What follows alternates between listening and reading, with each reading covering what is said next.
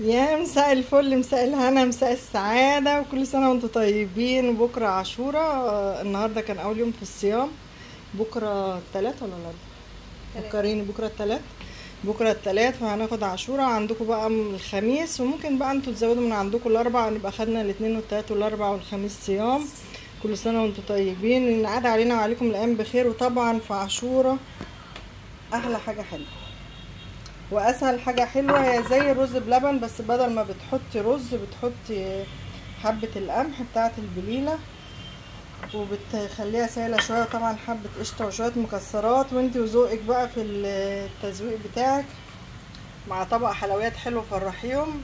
هي احنا في ايام الصيف وايام اجازات، ينعاد عليكي وعليهم الايام بخير، وتفرحي وتتهني وتعملي كل حاجه حلوه. عايزه تقولي كلمه يا ملوكه؟ كل سنة وانتم طيبين. دي ملوكة بنتي حبيبتي، بتقول لكم كل سنة وانتم طيبين.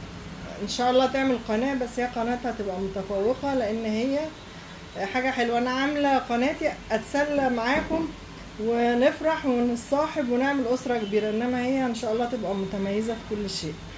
كل سنة وانتم طيبين.